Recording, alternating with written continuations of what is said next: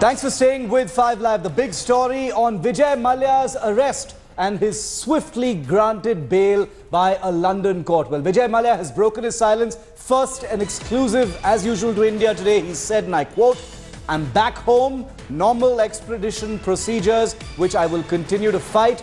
I am innocent." Vijay Mallya speaking first and exclusive to India today's Rajdeep Sardesai, who's with us on the phone line for more on this. Rajdeep, take us through your conversation. Vijay Mallya speaking to India today first. Well, Shiv, he sounded remarkably calm and cool on the phone, not like someone who was facing the possibility of being immediately extradited. In fact, he told me, "I'm glad that this process has begun because I have been in a limbo until now. Now that the arrest warrant has been given, I can now go through the extradition proceedings. There will be a court hearing and I will defend my case, and I have full faith that the British courts will give me justice. I have been treated as guilty without a trial. Now it is my turn to prove my innocence." So he sounded like someone who doesn't believe that he's going to be extradited in a hurry, and clearly believes that he has a considerable length of time and at least 2 or 3 legal options that he can exhaust before it becomes clear whether he will be extradited to India or not. The over a year that he has spent in the United Kingdom and perhaps elsewhere, Rajdeep, obviously Vijay Mallya has had access to top-level legal advice, and that's probably the source of his confidence that this extradition is not going to happen in a few days or perhaps even a few weeks. That's right. I think if you've seen in the past, British case law is such that extradition proceedings take a considerable length of time. An individual has the right to appeal. So even if a lower district court, as in this case, issues an arrest warrant, you get immediate bail and then go through a pretty lengthy process. So I think he's counting on that process. The one worry I think that he will have to face, and which I think is out of his control, is the politics of it. I get a sense that purely in political terms, Shiv, Vijay Mallya knows that he's on the wrong side of the curve at this moment, right? And that the politics both in India and Britain are working against him. So while he seems reasonably confident that he cannot be extradited in a hurry, I think there will be the lurking fear that if the politics of this country and of Britain takes over, then the legal process may be fast forwarded, and he may well find in the next 6 months the possibility of extradition. Okay, we've also got a first reaction. Rajdeep, thanks very much for joining us on that breaking story. Vijay Mallya speaking to India today first. Minister of State for Finance, Santosh Gangwar, has spoken first and exclusive to India today, assuring us that India will follow all legal procedures to bring Mallya back to India as quickly as possible. Here's what Minister Gangwar has just said. बताना चाहेंगे, हम किसी भी अपराधी के पक्ष में नहीं हैं, और इतना जरूर कहना चाहेंगे कि इसके संदर्भ में राज्यसभा में भी हमारे द्वारा बोला गया था, और ये एक जो कदम उठाए जाने थे उसकी प्रक्रिया का हिस्सा है, और कानून सम्मत जो भी कदम कार्रवाई हो सकती है उस कार्रवाई को हम करने का काम कर रहे हैं. Sudhanshu Mittal of the BJP is with us, also with us Shama Mohammed of the Congress Party, and Advait Setna, the Enforcement Directorate's lawyer. Mr. Mittal, if I could come to you quickly first. There was, a fair degree of excitement, some celebration, no doubt, about the arrest of Vijay Mallya. He was quickly granted bail. He's also tweeted saying, usual hype, these are normal proceedings, I'm innocent. The government's ministers have given assurance that everything's going to be done to fast track this process. How soon is this going to happen? Because India's so-called diplomatic muscle is being celebrated in a sense today, sir.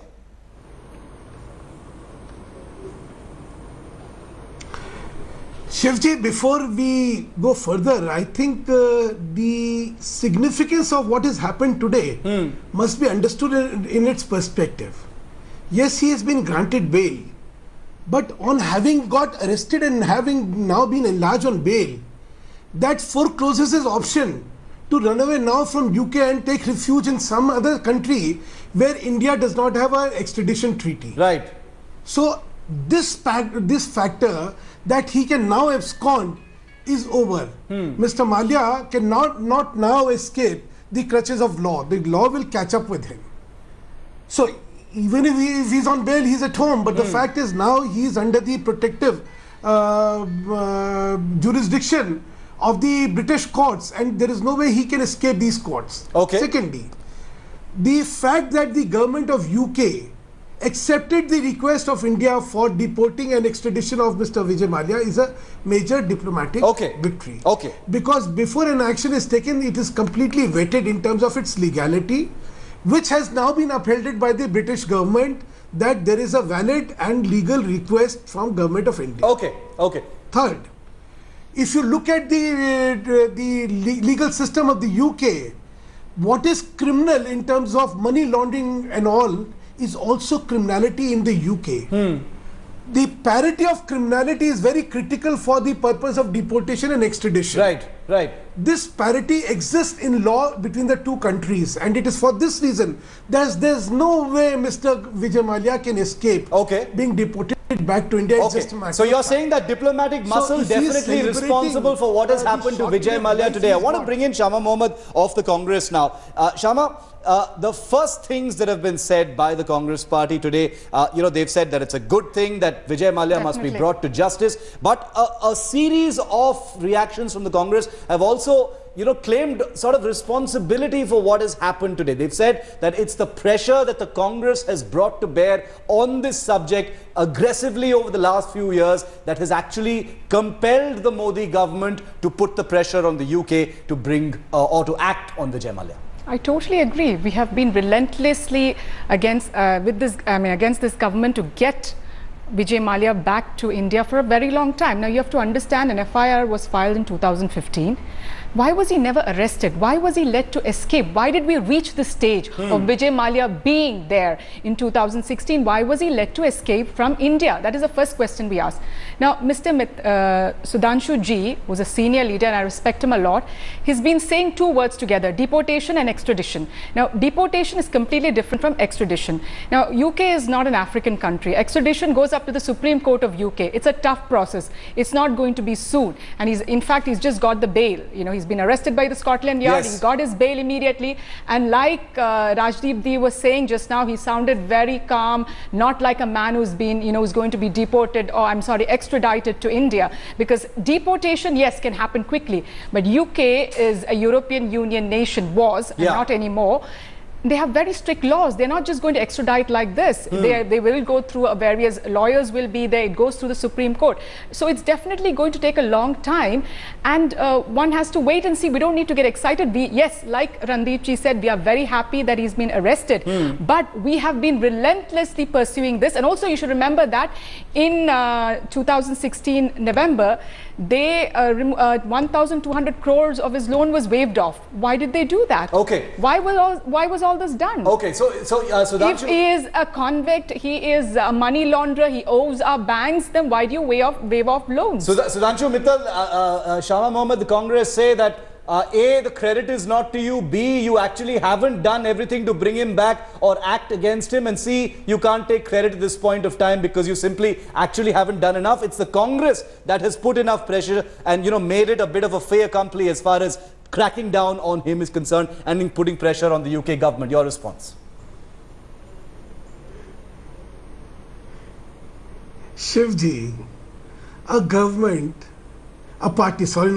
party which gave him all the money, which permitted him to use fraudulent documents to amass these kind of loans and wealth. A party whose finance minister was singularly responsible for pressurizing the banks to give him a leverage for all the money he accumulated, including the IDBI loan of 900 crores. That party, if wants to claim credit, so be it. I have no issues. It is so laughable that I don't need to even comment on it. The conduct of Congress, which is famous for all these scams which took place in the country, all the NPAs which are happening today are the legacy of the Congress which we have inherited. It's not to everybody and anybody. So if you want to beat your own trumpets, please go ahead and do it. I have no issues. The fact is that this government has shown results. When she talks about why he was let to go, till that time he was not an accused and there was no law which prevented him from leaving. Okay. He was a member of parliament who was entitled to leave. It is subsequent to that then that the court orders were there, or the FIR was registered, which was there. And a mere registration, unless there is a case which is established prima facie, it doesn't happen. But I'm coming to more substantive point.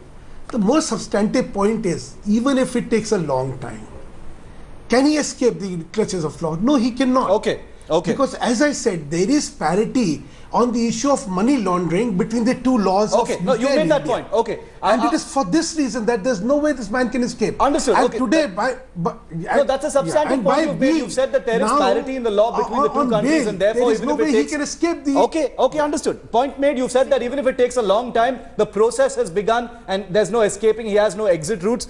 Shama, you wanted to respond to that? No, because I want to recap that, because that's a pretty serious thing that Sudhanshu Mittal has said. He's basically said that Vijay Mallya is basically a Congress legacy.